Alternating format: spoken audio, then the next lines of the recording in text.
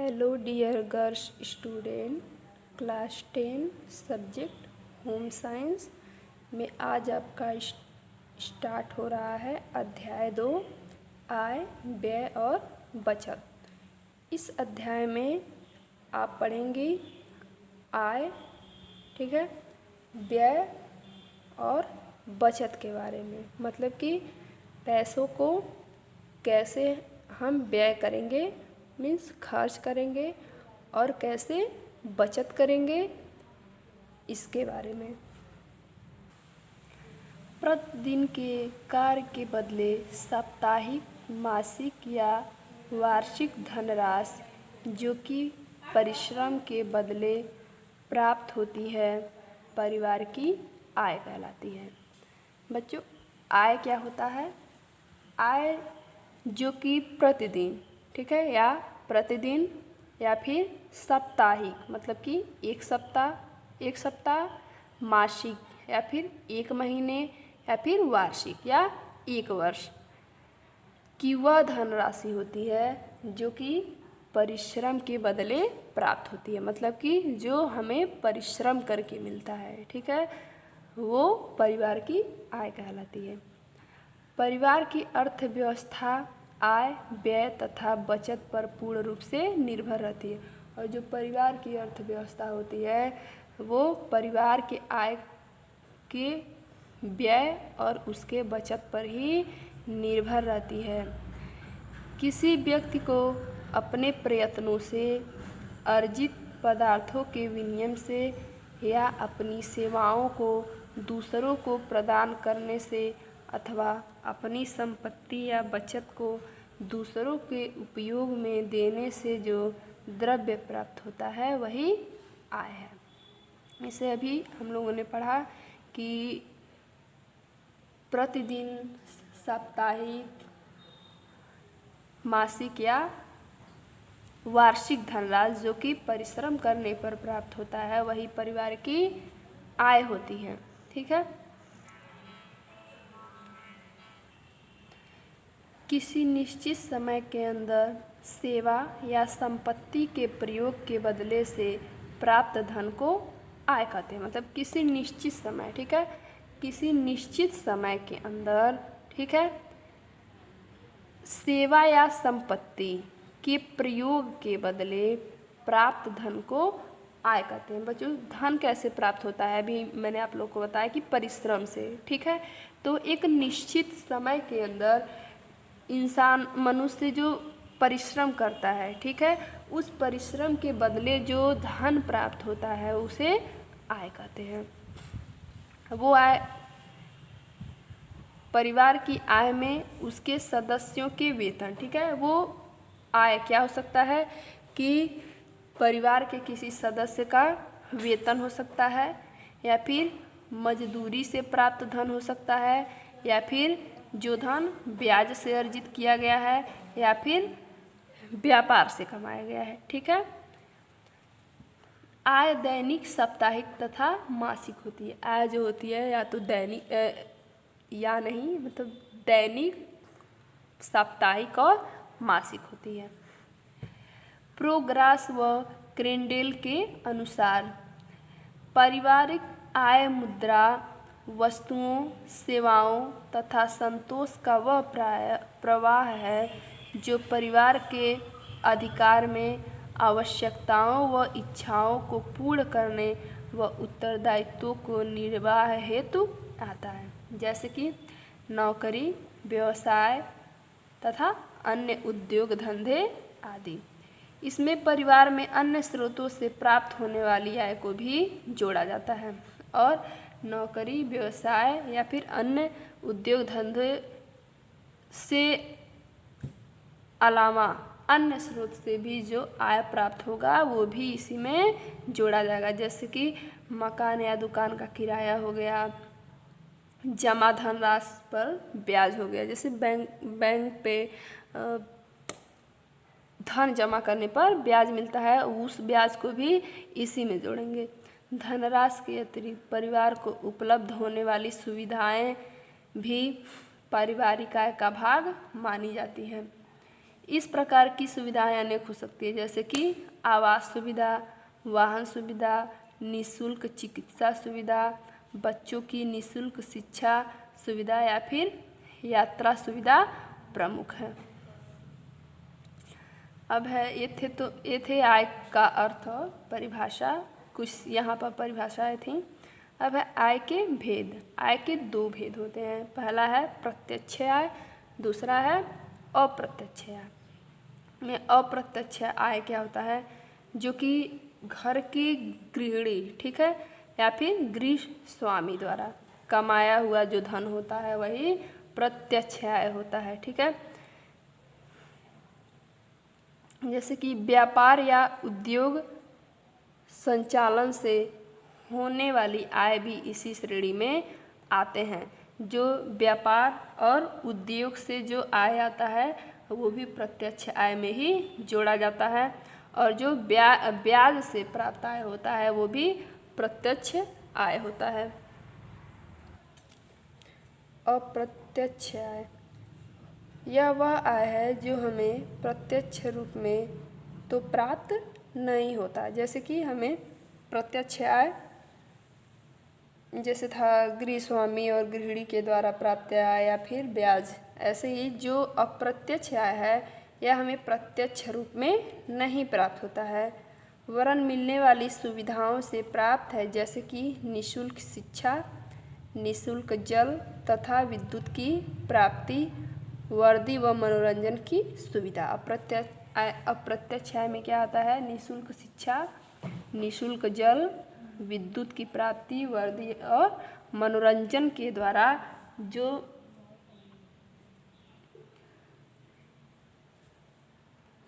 आय प्राप्त होती है वो अप्रत्यक्ष आय होती है।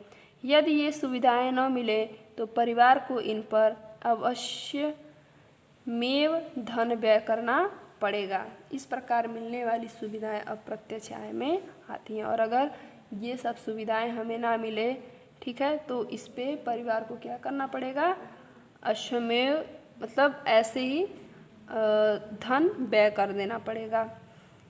इस प्रकार से मिलने वाली जो सभी सुविधाएं होती हैं वो अप्रत्यक्ष आय में आती हैं। आय के भेद के बाद अब है पारिवारिक आय के स्रोत, मतलब कि परिवार में आने वाले के स्रोत। पारिवारिक आय के मुख्य स्रोत का वर्णन निम्न प्रकार से किया गया है।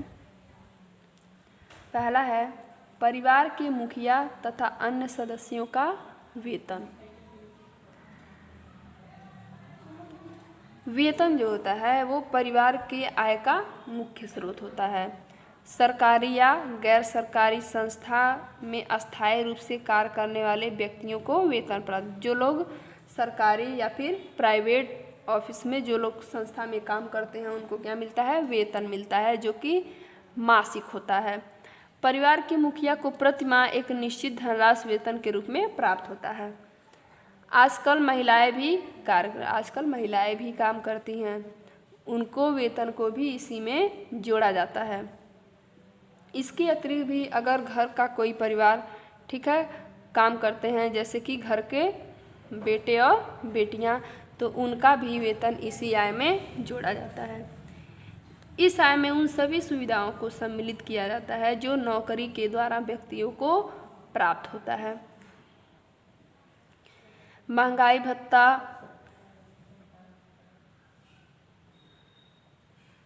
बोनस, यात्रा सुविधा, मकान, शिक्षा एवं चिकित्सा सुविधाएं आदि वेतन की एक निश्चित धनराशि, जो वेतन होती है उसकी धनराशि निश्चित होती है, ठीक है, मतलब एक निश्चित राशि होती है कि हाँ जितना फिक्स रहेगा उतना ही मिलेगा, तथा प्रत्येक माह की पहली तारीख को प्राप्त होती है। जो वेतन होता है वो प्रत्येक माह के पहली तारीख को प्राप्त हो जाता है। मजदूरी, आय का एक अन्य स्रोत है मजदूरी। मजदूरी के द्वारा जो आय प्राप्त होता है वो इंसान के शारीरिक श्रम पर निर्भर करता है, ठीक है। अगर कोई इंसान शारीरिक श्रम करता है, मेहनत करता है, तब उसको मजदूरी मिलती है। और मजदूरी जो होती है वो दैनिक आय होती है। यह इंसान के शारीरिक श्रम पर निर्भर है, ठीक है, उसकी क्षमता पर निर्भर है कि वह जितना मजदूरी करेगा उसको उतना पैसा मिलेगा। और मजदूरी के द्वारा प्राप्त होने वाला जो आय होता है वो अनिश्चित तथा अस्थायी होता है। जिस दिन इंसान मजदूरी करेगा उस दिन उसको आय प्राप्त होगा, जिस दिन नहीं करेगा उस दिन उसको आय नहीं प्राप्त होगा। व्यवसाय जो होता है वो भी परिवार के सदस्यों द्वारा किया जाने वाला भी प्रकार का व्यवसाय भी पारिवारिक आय का स्रोत हो सकता है, ठीक है। जो व्यवसाय है ये भी परिवार के सदस्यों के द्वारा एक प्रकार का पारिवारिक आय का स्रोत हो सकता है। जैसे कि हमारे देश में क्या है कि बहुत सारे व्यवसाय हैं, ठीक है। इन व्यवसायों को शिक्षित व अशिक्षित दोनों वर्ग के लोग कर सकते हैं। और व्यवसाय जो है वो पढ़े लिखे भी लोग और अनपढ़ लोग भी कर सकते हैं।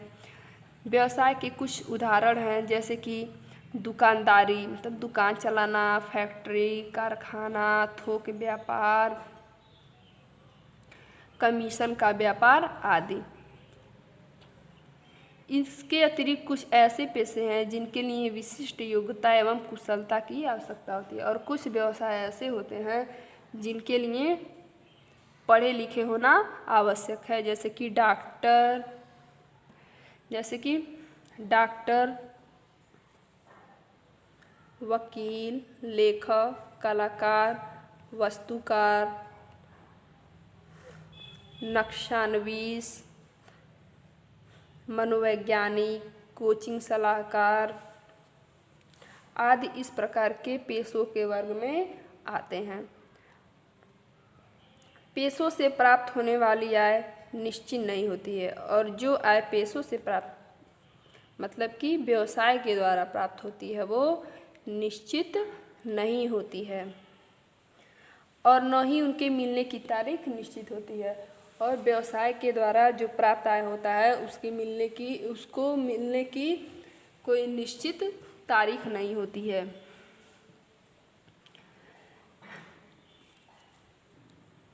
व्यावसायिक आय व्यक्ति की क्षमता, कार्यकुशलता, योग्यता पर निर्भर करती है।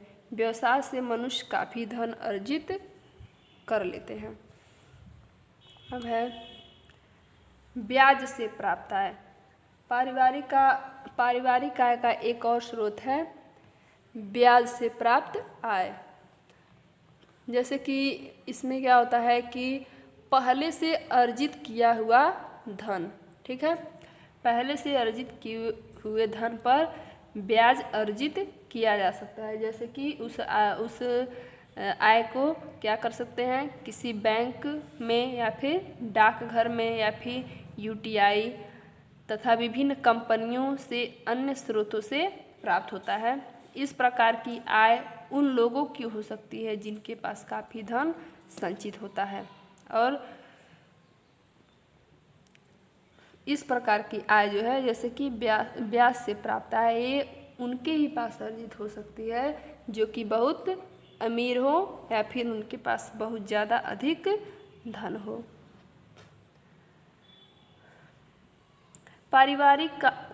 परिवार द्वारा किए जाने वाले घरेलू उद्योग धंधे। पारिवारिक आय के स्रोत घरेलू उद्योग धंधे भी हो सकते हैं, जैसे कि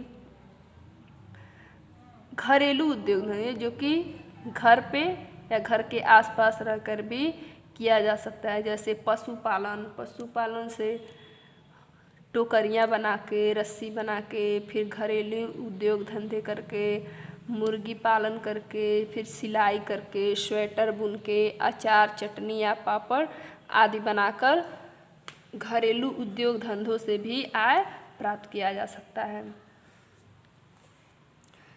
अब है कृषि व्यवसाय।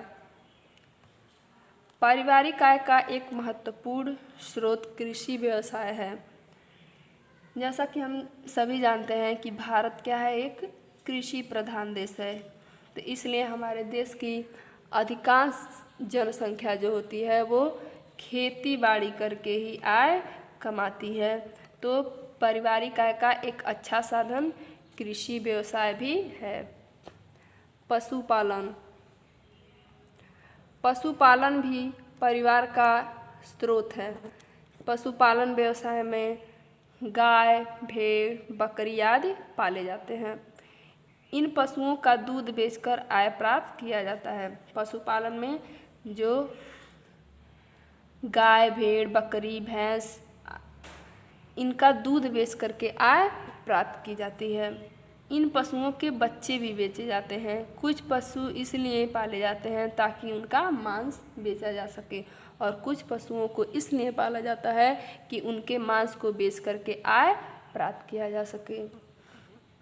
वह उपहार द्वारा आय, परिवार को समय समय पर मिलने वाले उपहारों तथा भेंटों को भी आय में सम्मिलित किया जैसे कि मान लीजिए आपके घर किसी का जन्मदिन हो गया, मुंडन संस्कार हो गया, जनेऊ संस्कार हो गया, नामकरण हो गया, या फिर किसी का शादी, तो इन सब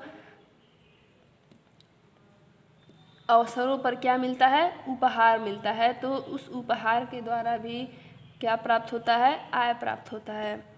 पेंशन की आय, पारिवारिक आय का स्रोत पेंशन भी है। यदि परिवार का कोई सदस्य किसी कार्यालय से अवकाश प्राप्त करता है तो उसे मिलने वाली पेंशन भी पारिवारिक आय का एक स्रोत होती है। जैसे कि मान लीजिए परिवार का कोई सदस्य नौकरी करते हैं, ठीक है, तो उनको अवकाश के बाद, ठीक है, तो उनके नौकरी के बाद उनको पेंशन मिलता है जो पारिवारिक आय का एक स्रोत होता है।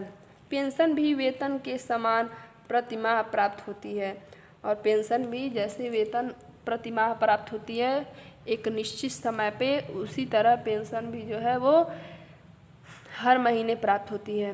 वृद्ध व्यक्तियों के लिए पेंशन आत्मनिर्भरता का बोध कराती है तथा यह आय परिवार की आय में वृद्धि करती है। और एक जो वृद्ध पेंशन का मिलता है जब कोई व्यक्ति बूढ़ा हो जाता है, ठीक है, जब उनको उनके नौकरी से अवकाश दिया जाता है तो उनको पेंशन दिया जाता है, ताकि वो पेंशन द्वारा जो आय प्राप्त होता है वो उनके आत्मनिर्भरता का बोध कराती है, और यह आय जो होता है वो भी परिवार की आय में वृद्धि करती है।